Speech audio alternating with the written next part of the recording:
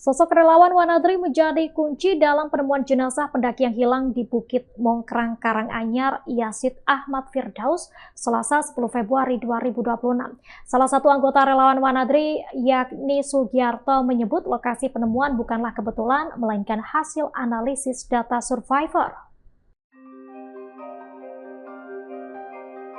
Berbekal pengalaman panjang dalam operasi pencarian dan penyelamatan, tim melakukan analisis mendalam sebelum akhirnya menemukan korban di aliran Sungai Mitis.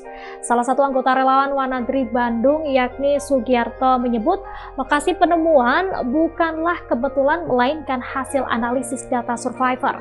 Tim mengolah informasi terkait usia, kebiasaan, pengalaman, serta tujuan pendakian korban sebelum menentukan titik pencarian. Pencarian sebelumnya sempat dilakukan beberapa kali namun belum menemukan hasil hingga akhirnya diperpanjang secara mandiri. Dan berdasarkan analisis, Yasid diketahui memiliki hobi trail run dan sudah beberapa kali mendaki Bukit Mongkrang. Tim menduga korban mencoba memotong jalur untuk mencari jalan pintas menuju base camp. Korban diduga mengikuti jalur perawatan pipa air milik warga hingga menemukan jalan buntu dan mengalami disorientasi saat cuaca berkabut. Dalam kondisi panik, korban diperkirakan terperosok dari tebing setinggi 7 hingga 10 meter ke aliran sungai di bawahnya.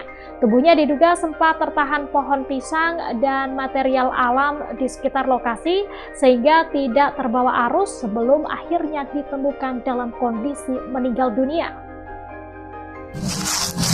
Kita kemarin ada 9 orang ya, 7 orang dari Wanadri, 2 orang dari SAR Surabaya.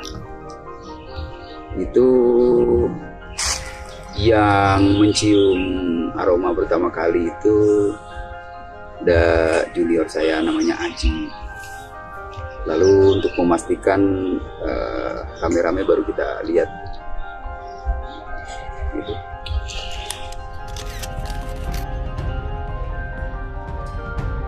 Itu kan harus baca koordinat itu. Saya buka peta lagi tuh. Ada nanti catatannya ya. Secara panjang banget itu pakai koordinat geografis. Lokasinya itu di itu aliran Sungai Mitis kalau penduduk situ menamakannya itu.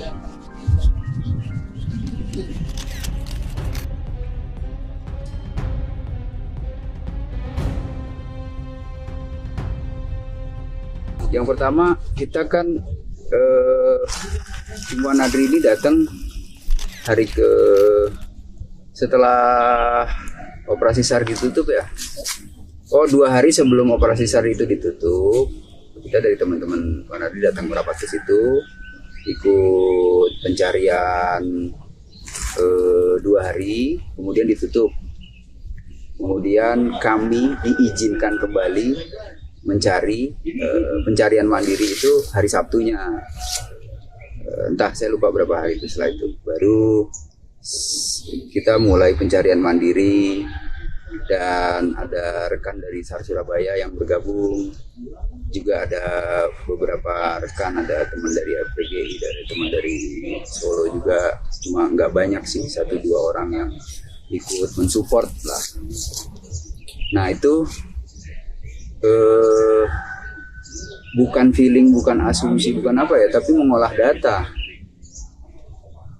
Karena pencarian itu sudah beberapa hari dan tidak ditemukan di sekitaran situ, jadi areal yang sudah dicari oleh orang lain, kita nggak ikut mencari di situ, tapi kita coba analisa satu data subjek.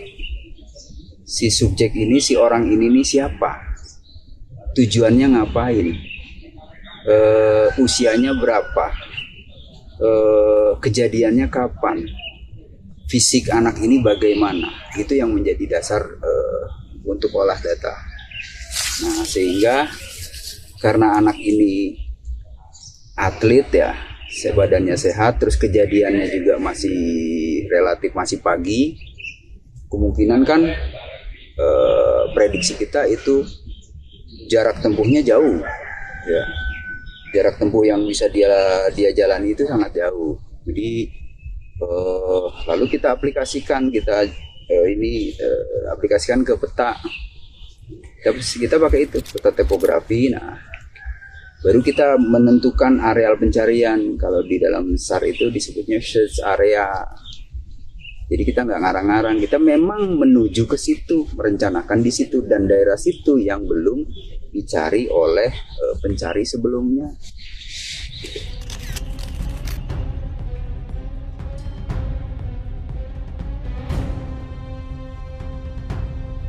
Tidak ada bekas pencarian ya, tidak ada bekas pencarian. Dan kalau beberapa, ya enggak semua, banyak orang ya, beberapa orang menyatakan statement, oh itu nggak hilang di situ anaknya gitu.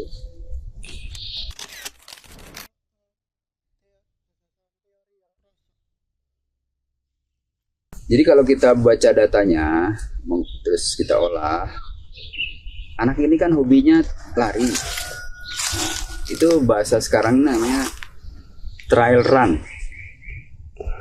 Lari di tempat trail, yang tempat tidak umum gitu. Kalau umumnya lari kan biasanya di arena lari atau di jalan-jalan raya atau gitu ya. Nah ini di gunung. Jadi dia itu tidak tersesat. Awalnya tidak tersesat. Itu kan jalan besar. Jalur pendakian Mongkrang itu besar sekali. Lebarnya aja 4 meter kalau saya ukur perkiraan tuh. Oh segini 4 meter. Itu mustahil menyesatkan orang itu. Nah ini ada karena anak ini beberapa kali mendaki lari di tempat itu, ini semacam punya keinginan untuk membuat surprise gitu. Surprise kalau dipotong ini pasti akan nyampe di depannya teman-temannya, atau setidaknya dia bisa mencapai base camp lebih dulu. Itu asumsi kita ya. Nah disitulah dia memotong, lalu menemukan jalan tempat untuk maintenance atau perawatan pipa-pipa air minum warga. Nah dia menelusuri itu sampai jalan buntu. Kemungkinan karena datanya waktu itu jam 2 siang itu udah cuacanya berkabut dan hujan. Ini anak udah mulai panik dan mencari jalan asal-asalan gitu, yang akhirnya melenceng jauh, masuk ke hutan dan tidak kembali lagi, dan akhirnya terperosok jatuh ya. Dia tidak menyusuri sungai, tidak apa, yang kami lihat di lokasi itu seperti itu.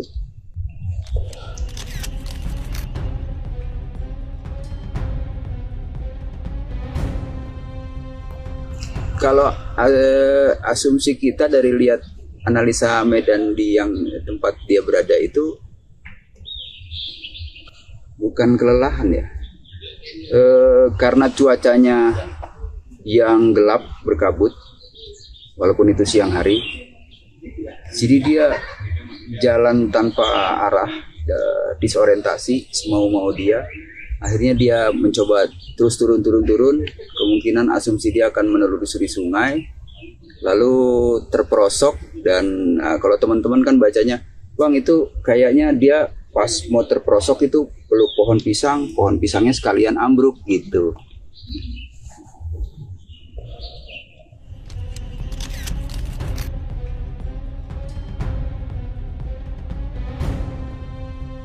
Kan kita nggak ada wewenang ya untuk itu ya. Jadi paling kita cuma lihat dan nggak berani mengutak-atik sama sekali.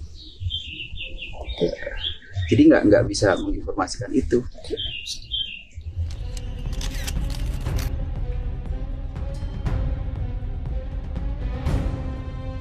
Di sini aja ya, Mongkrang. 2 hari akhir setelah itu ditutup, baru kita meminta izin untuk mencari, dan diizinkan dengan catatan tidak mempublikasikan, tidak menggunakan atribut, dan satu lagi tidak boleh flying camp. Flying camp ya, bukan playing camp. Kalau playing camp itu main tenda-tendaan. Kalau flying camp itu artinya flying camp berpindah. Jadi itu teknik. Kita nyari dari sini ke sini, berakhir di sini karena malam, karena sore, kita berhenti di sini dan mendirikan tenda, mendirikan tempat berlindung. Bukan tenda, kita pakainya flysheet ya. flysheet itu lembaran yang sangat mudah dinamis untuk alat berlindung atapnya aja. Jadi kita tidak menggunakan tenda. Nah, besoknya itu lanjut lagi, bukan kembali ke base camp. Itu sistem kita begitu. Jadi terus nyapu lagi sampai ditemukan sesuai dengan apa yang sudah kita analisa. Itu namanya sistem flying camp atau camp berpindah terus. Download Tribun X sekarang. Menghadirkan lokal menjadi Indonesia.